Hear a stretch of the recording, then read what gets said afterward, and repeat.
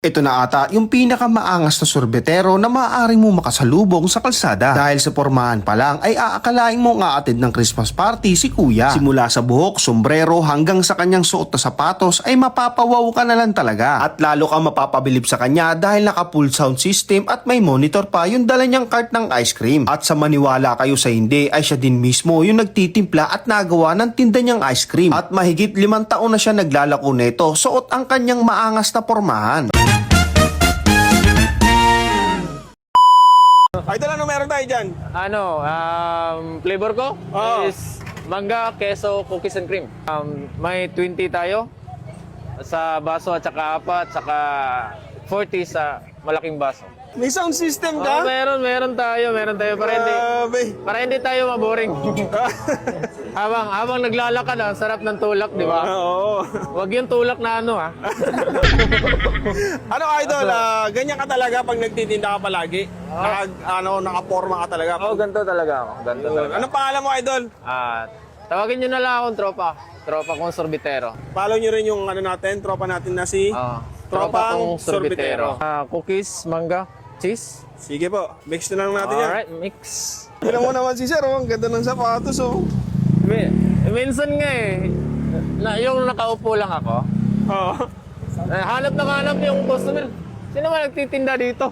Sabi ko, ako. Sir, kayo talaga nagtitimpla na ito, Sir? Yes po. Wow, matagal na po kayo nag-ice cream.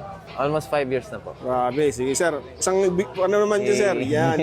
Meron tayo nakitang nakasalubong na nagtitinda ng ice cream, sorbetero. Pero grabe, ang kakaiba sa kanya guys. Tingnan nyo naman yung datingan ni sir. Oh. Grabe, SB.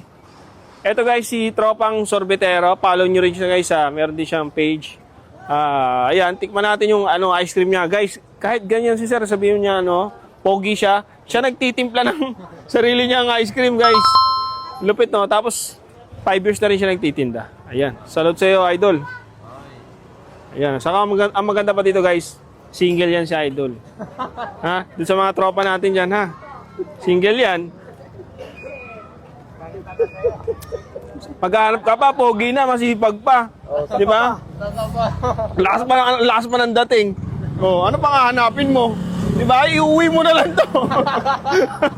Instant. Di ba? Di ba? Malagyan ka, baka makidnap ka. Baka makidnap ako doon. Anyway guys, nandito lang to si Sir, si Idol dito sa may bagong ilog. Baklaran, Palengke. Tapos minsan, anong oras kayo pupunta dun, Sir? Idol? Ngayon, mga ano ngayon? 7, nandun na ako. 7. Doon ka na dediretso ngayon sa simbahan. Simbahan sa Baklaran, guys. Ayun guys, pag nakasalubong nyo si Idol, tikman nyo yung ice cream niya guys. Hindi si Idol lang titikman nyo yung ice cream Yung ice cream lang.